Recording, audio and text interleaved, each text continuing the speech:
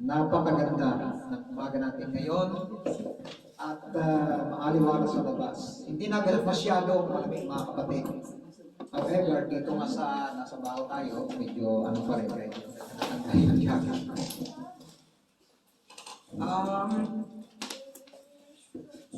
I recall yung topic natin last week at napakaganda mga kapatid. It's all about worship. And napakaganda ng message ng ating kapatid. At nabibigyan tayo ng light when it comes to what is really worship. The real meaning of worship. And ipinakita yung buhay ni Father Abraham. And gaya nga ng sinasabi sa banal na kasulatan sa Lumang Tipan na si Abraham, he was by his faith, he became righteous. Yung nakasad sa because of his faith, he was considered righteous. And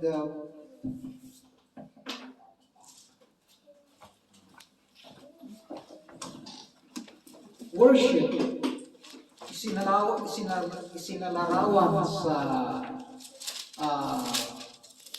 nagiging attitude ni Abraham when he was tested by God.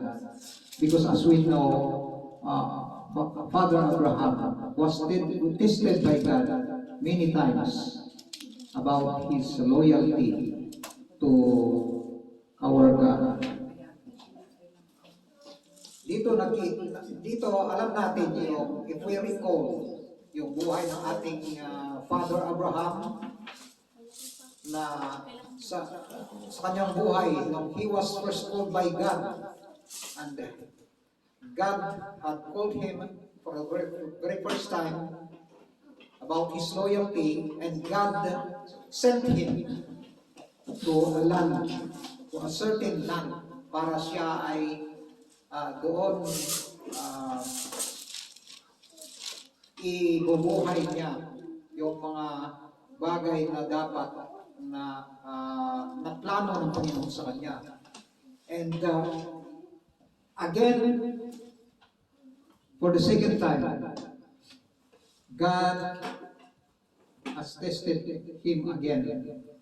And this time, para makita na ng Panginoon kung gaano pa talaga ang loyalty ng ating Father Abraham sa Panginoon.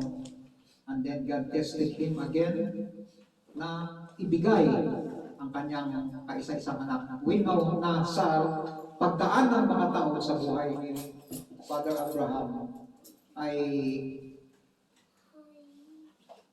nagiging focused siya sa kanyang anak. Because for the long time, hindi siya nagkaroon ng anak. Nag-focus na siya.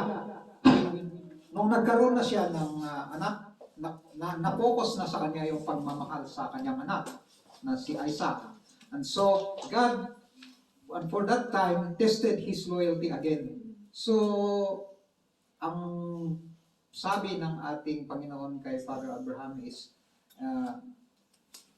you will go to the mountain and offer your son. So, alam natin kung gaano kasakit yun. Gaano prior to that morning, prior to that time, sa gabi siguro, alam natin, hindi nakatulog si Abraham or something na masyadong mabigat ang kanyang kalooban because talagang napamahal na ng gusto sa kanya yung kanyang anak.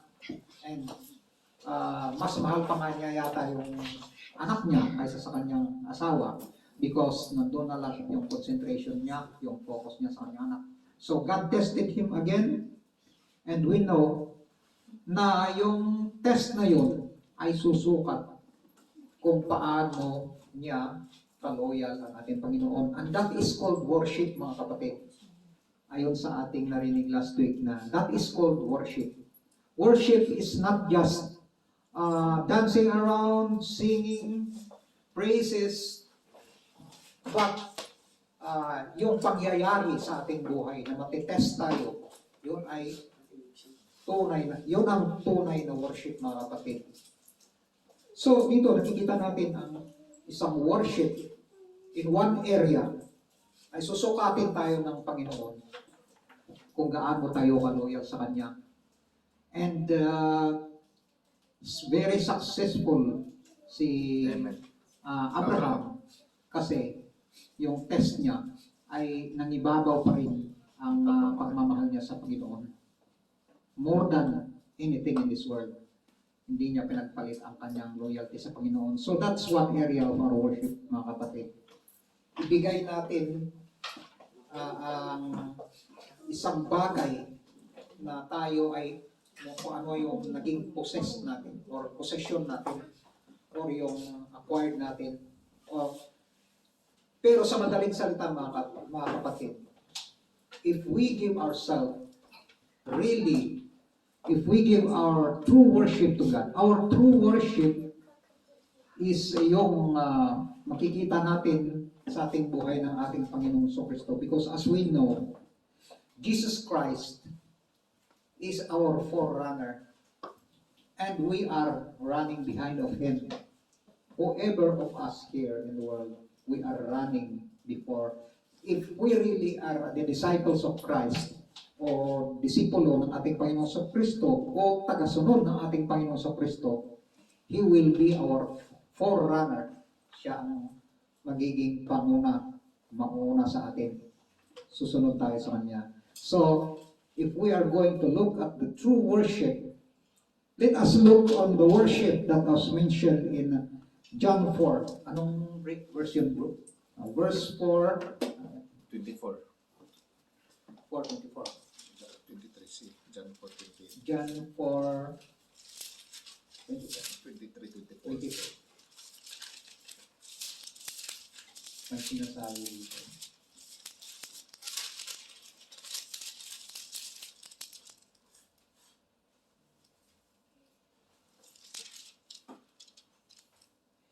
Yet a time is coming and has now come. 23, no? 23.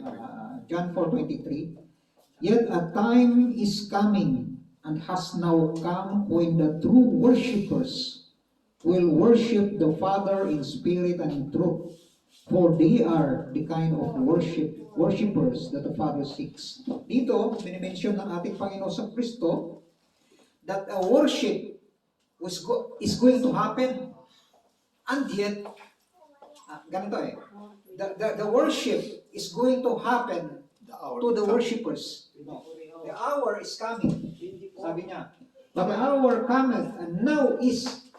Mayroon tayo now is dito, mga kapatid. And now is And present. now is, ibig sabihin, now is, Present it is is present. already happening. It is already happening. And yet, sabi niya dito, but now the hour is coming. Meaning to say, in the future. There is a future, and yet, it is now happening. And now There is going to happen in the future, and yet now, it is happening right now. But the hour cometh, and now is, when the true worshipers, yung talagang tunay na worshipers ng ating Panginoon, totoo na pagsamba. is mangyayari na yung tunay na worship Oh. sa mga followers. As I said lately, that the worship is going to happen first.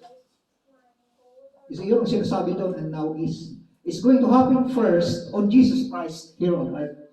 So our forerunner, what we look on through worshiping, is happening now in the life of Jesus, and yet it will happen in the future to the worshipers. So mga kapatid, ito ang sinasabi natin, Panginoon sa Kristo. Ang oras ay darating, sabi niya. At ngayon ay nangyayari na ang true worshipers shall worship the Father in spirit and in truth. Now, what is the requirement, mga kapatid, when it comes to a true worship? In Sabi spirit. ng ating Panginoon, the worshipers shall worship the Father in spirit and in truth. So may dalawa. So, may dalawang mga kapatid. Worship the Father. Worship the Father in spirit and in truth. We know alam natin na in the Old Covenant, They they worship. cannot worship the Father in spirit and in truth. It is impossible, mga kapatid, because the Holy Spirit cannot yet indwell with the heart of a human. Cannot yet indwell. Because the indwelling of this Holy Spirit will happen when the Spirit will sent by Jesus Christ, when He will ascend to the Father, and He will command the Holy Spirit to go down and dwell with us. Kaya nga sabi doon ng ating si Apostle John, si John Beloved, sabi niya, the Spirit was not yet given because Jesus Christ was not yet glorified. So makikita natin yan sa isang sitas dito sa John din, na before Jesus Christ was ascended to the Father, before He was ascended to the Father, the Spirit was not yet given because Jesus was not yet glorified, meaning to say He has not yet returned to the Father. So, very clear, mga kapatid, na sinasabi na the indwelling of the Holy Spirit within a man's heart is not yet happened. So, the worshippers cannot yet worship the Father in spirit and in truth. The Holy Spirit must be sent first, and then, therefore, Jesus Christ has to go to the Father and send the Holy Spirit so that we can begin to worship the Father in spirit and in truth. So, The worship before, bro, is through body and true body, Kaya body nga, and body soul and- only in the Old Covenant. body and It soul. is impossible. Kasi, Soul, ito mga yes. kapatid, Like David, is a, like is a David, good worshiper. David is a worshipper too in the Old Covenant. But may sinasabi dito sa saan ba na yung makita natin, bro, yung sinasabi ni David na, Father, I desire your presence in my inner being. So, what is he That has is to only a desire? desire. But it is impossible for because he cannot worship the Father in spirit in his innermost being, because it is impossible. The Holy Spirit was not yet given in the time of Because it's the Spirit of Christ na katanggap-tanggap sa worship na makaabot tayo sa worship sa Father. Amen. Kasi kung wala pa na-establish yung kaya nga hindi pa kaya nga sabi niya, for the hour has come and now is, kaya kumaga ang ibig na sabihin na ako yung pamamaraan para yung worship na totoo ay maabot na Because it ninyo. is not only by following mga kapatid, it is by life. It is important that the Holy Spirit dwelt within one's heart, so that we can begin to have life, that is life in Jesus Christ. Kaya ang sinasabi doon sa Romans na for the law cannot do. What the law cannot do is that we are in the flesh. It is important that we live by the Spirit, because these two are not are contradicting with each other. So kailangan we are to live in the Holy Spirit to kill the flesh. So dito mga kapatid, nakita na natin ng diferensya, no? The Spirit was not yet given in the Old Covenant, so it is impossible to worship the Father in spirit and in truth. Yet the Holy Spirit was given already in our time.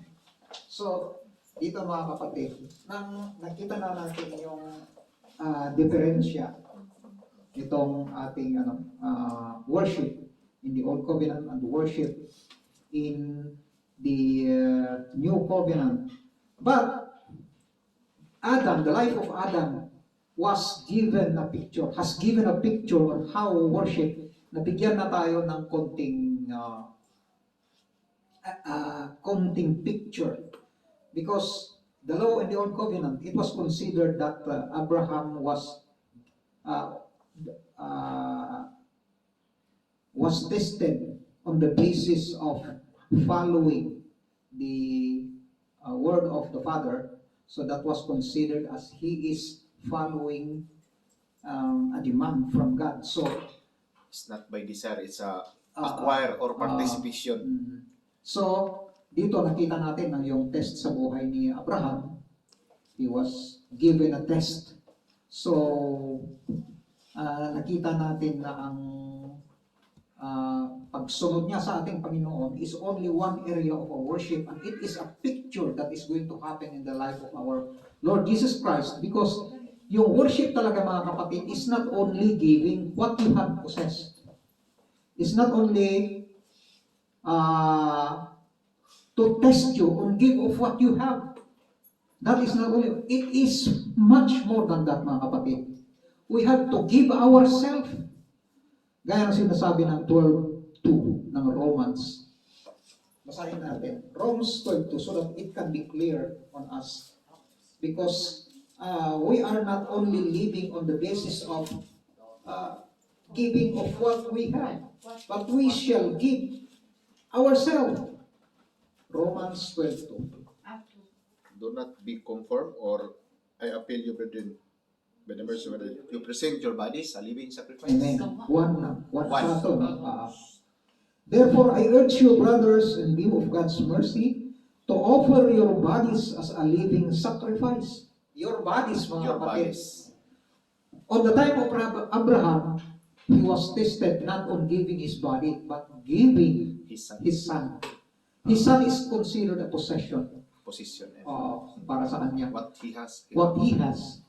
And that is only a one part or a picture of a true worship that was fulfilled by our Lord Jesus Christ. Because Jesus Christ did not give what he has.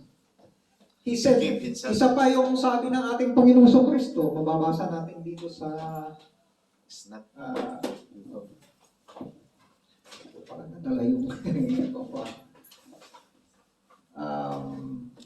sa isang part ng Luke, ang sabi niya doon, na you cannot be my disciple unless you give your everything. So, in our giving of our God is not only partial, mga kapatid. On the basis of giving, if we are trying to test ourselves when it comes to giving, let us not give only a part or a portion. Yung sinasabi natin tithing in the Old Covenant, it was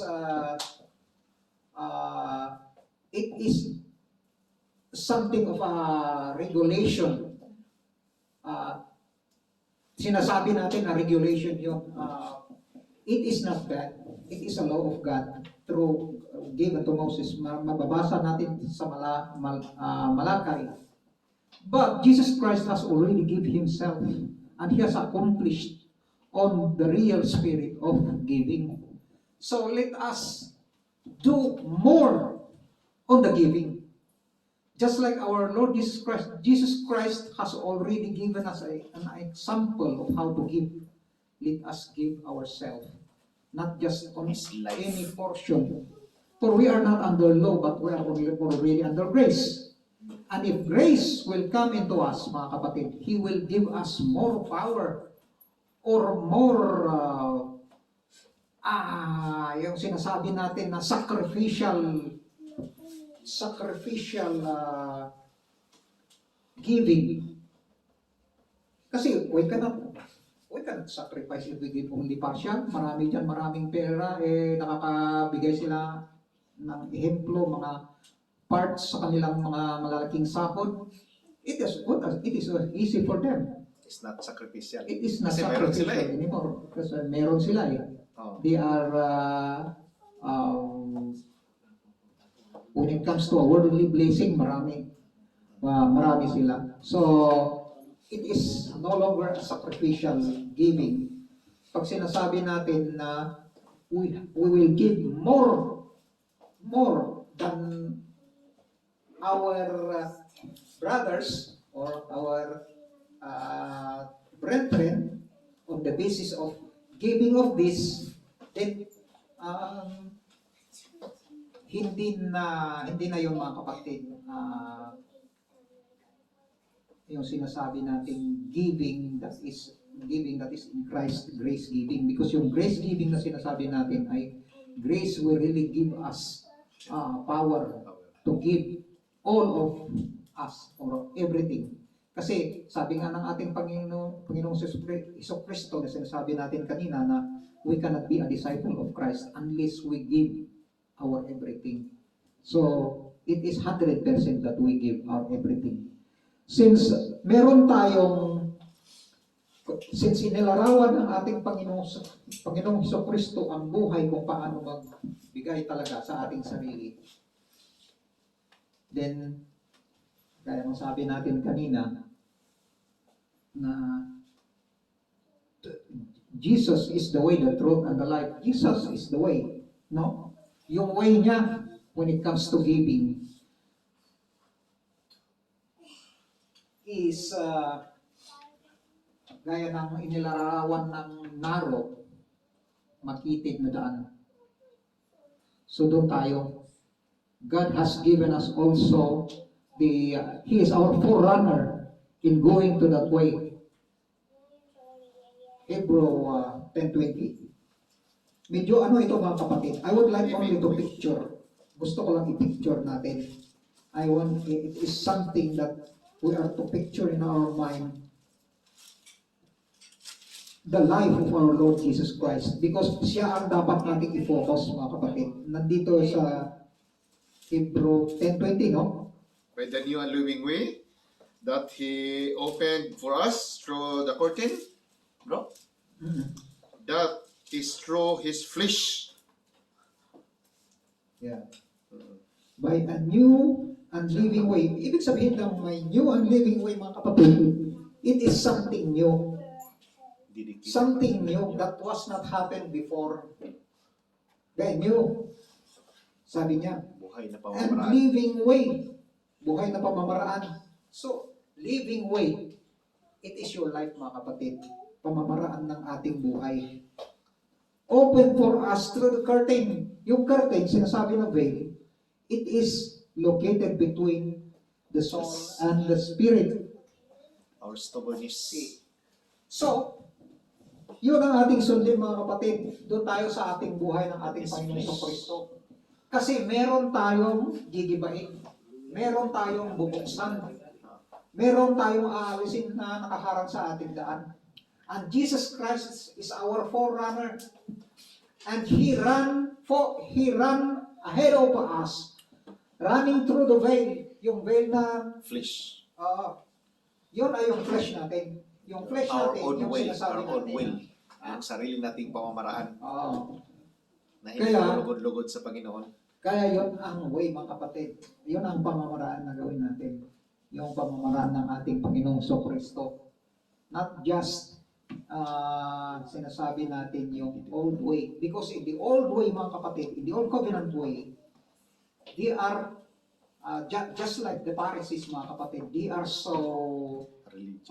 observant of the law. They are living legalistic ways, Rules and regulation. rules and regulations. It's good. That yun ang sinasabi natin na sinusubok It's not a ang living way. kalakasan ng ating flesh. So that is opposite to Christ because Jesus Christ is giving us a new way on death to self. Meaning to say, death on our flesh. Kaya nga yung curtain ay papatayin ay gigibayin bubuksan, gigibain. At yung flesh, yun ang sinalarawan ng curtain, yung veil. Our stubbornness, yung pagkatigas ng ating sarili, sa pagkatao, katigasan yun ng ang ating, tinatawag na Kaya yun ang ating gigibain mga kapatid. So, paano natin magigiba yun mga kapatid? Focus on our Lord Jesus Christ because He is our forerunner.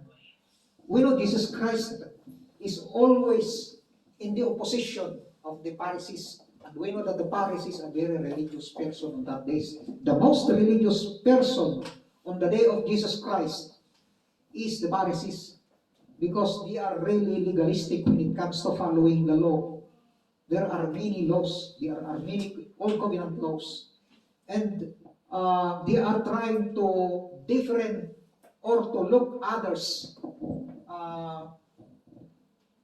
they are trying to differentiate themselves to others. They are trying to compare themselves to others. na.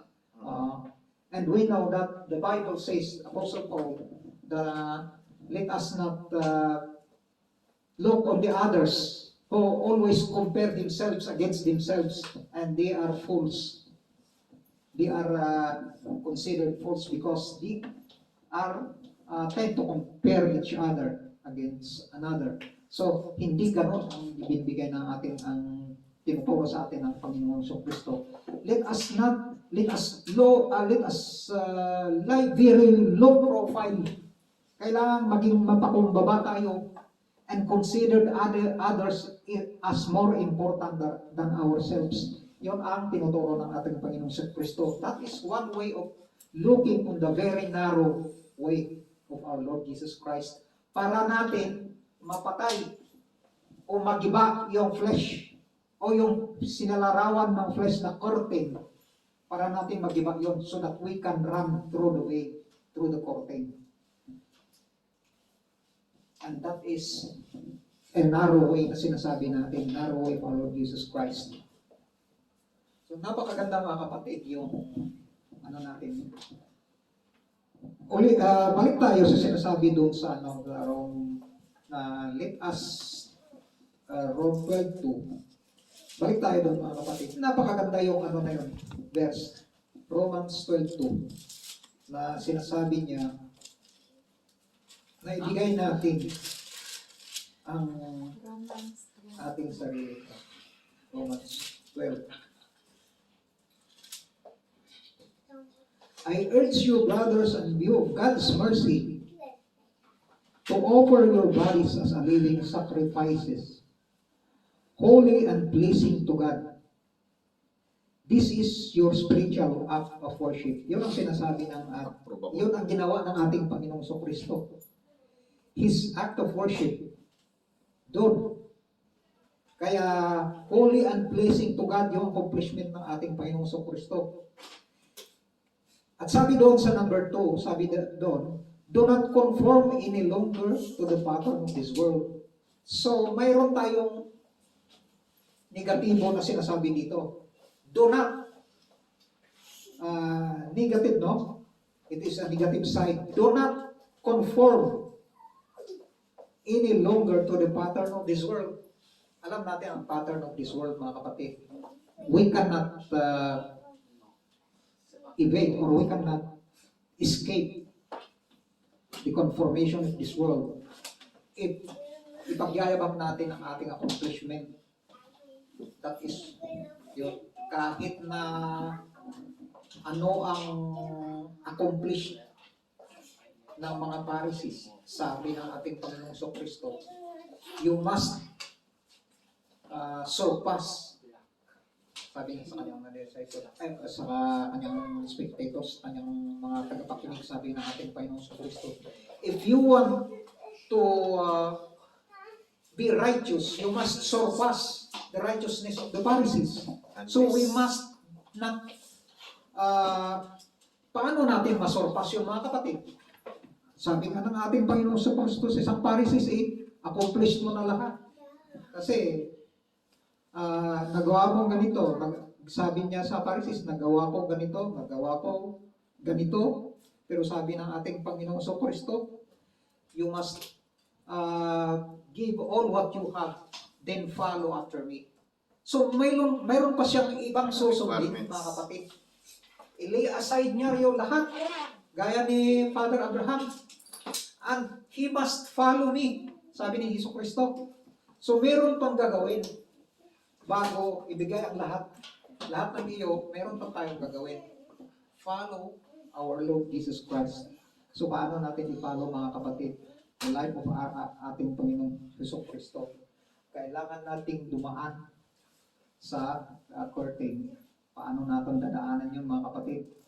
Sabi ni Apostle Paul, sabi ni Jesus Christ himself, sabi niya, mas mabuti pa yung camel na dumaan sa eye of the needle kaysa mga mayaman. Kasi, ang mayaman kasi, yung sinasabi natin na mayaman, lumapit kay Kristo, iniwanan niya si Kristo.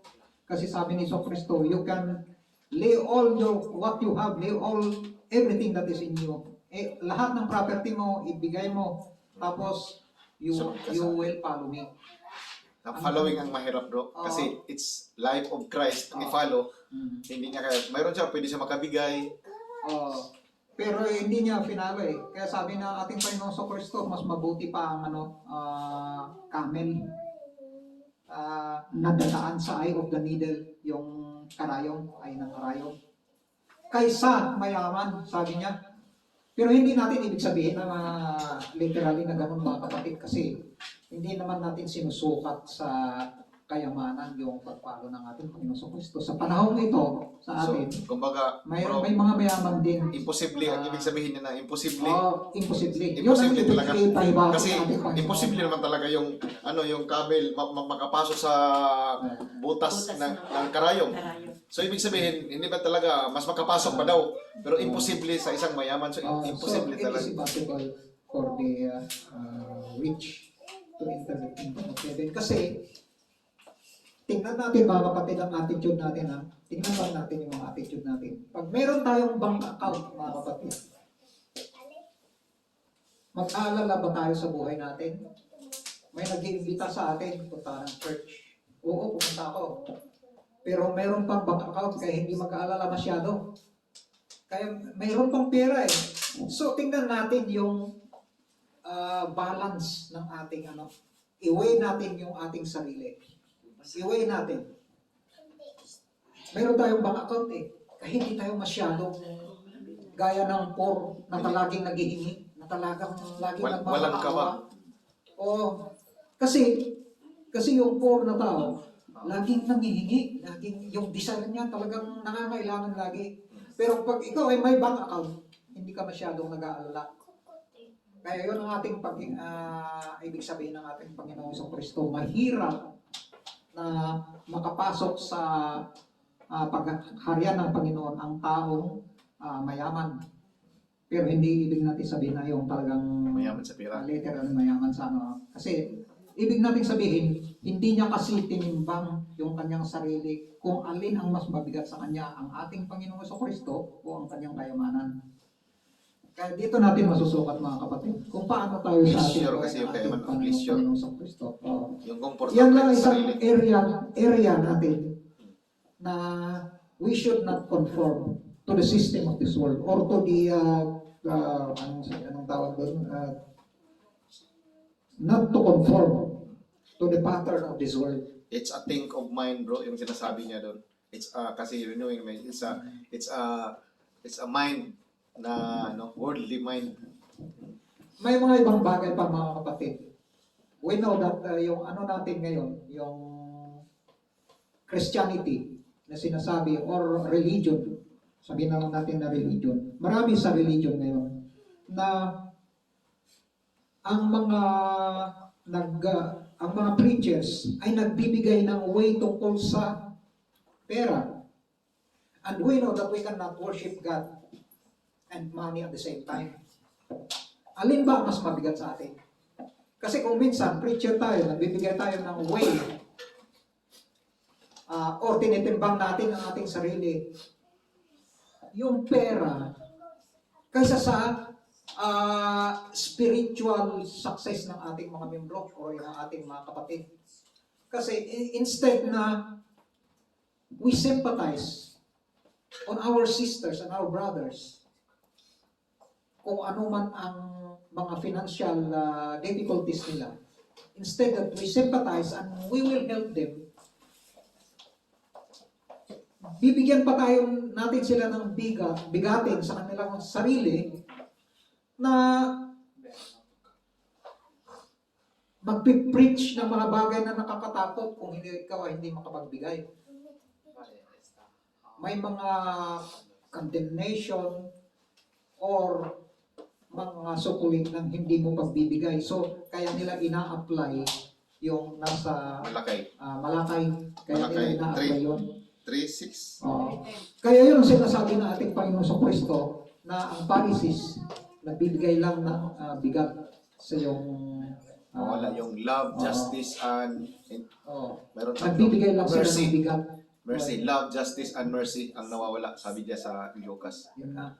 Kaya natin mga kapatid, maraming bagay, maraming area sa makikita natin sa mundong ito. That let us not conform.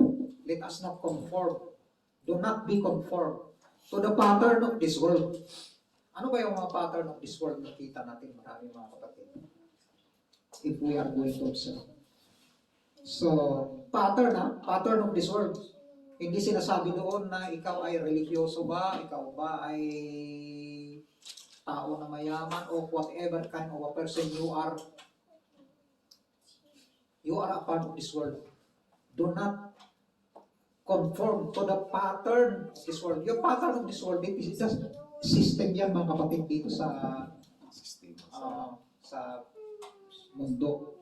Normal ang sistema. Pag ikaw ay Oo. nasaktan, kung di magalit yun. Sistema yun, normal na yun sa worldly. Tingnan natin mga kapatid, may mga bagay-bagay na tingnan natin yung mga iba. They are innocent when it comes sa mga bagay-bagay. Assuming na lang natin may napapansin tayo, alam natin mapapansin natin yun. Sa panahon ito, lalo na sa atin, sa time of pagkakampanya ng mga presidente, ng mga kandidato sa mga pagka-presidente o vice president or whatever to his position. Makikita natin mga kapatid, ang agos, may dalawang agos yan eh. It's either you are on the right side or on wrong side. Hindi natin makikita sa dalawang kandidato yung mga kapatid. The right side and the wrong side is within us na nagkakampanya ng ating mga kandidato or tayong mga voters.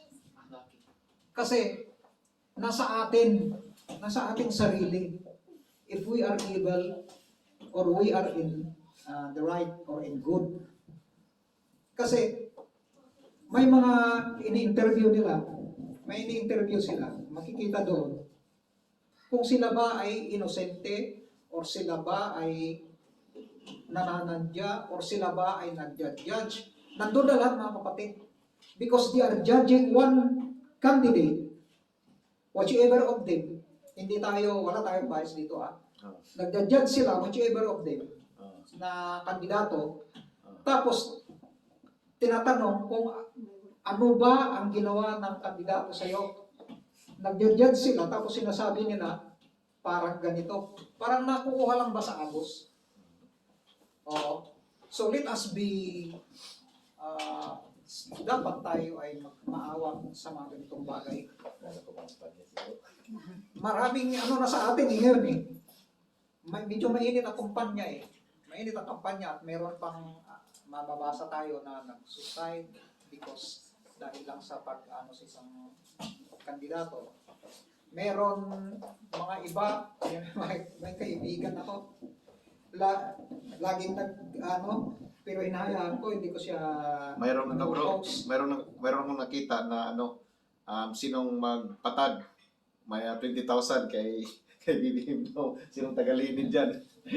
So, ang reflex na sinasabi mo sa atin, hindi sa kanila. Hindi sa mga credential. So, yun ang... So, kailangan nating ang ating sarili. It's not on between the two or ilang mga kandidato dyan na ating pina-follow o ating sinusundan, kundi nasa sa ating sarili. Because kung minsan hindi lang kasi innocent tayo sa mga bagay-bagay, hindi natin sila masyadong kilala, pero nag-judge na tayo. You can be right, but you are in the wrong. Kasi may dalawang kasi yan. Yung makikita natin pag may nagsasalita ng negative sa isa na kandidato, may nagsasabi din na positive. Pero let us, yung sinasabi, let us allow the result of the vote, kung sino man ang mananalo, suportahan because ang ating Panginoon, may sinasabi tayo, narinig tayo na the voice of the masses or the voice of the many is the voice of God. Kung sino man ang mananalo doon, ibig sabihin yun ang plano ng ating Panginoon. God allows it. God allows it. Kasi hinayaan man ni God na mag-eleksyon. Eh kung si God pang mag-desisyon, hindi na mag-eleksyon. Automatic na, no? Kaya yung decision sa mga tao, hayaan niya. Hayaan, So dito ay para hayaan sa tayo. atin, no? Do not conform any longer to the pattern of this world, but be transformed. Ito naman, isa naman to, positive. But, be, ibig sabihin, gawin mo.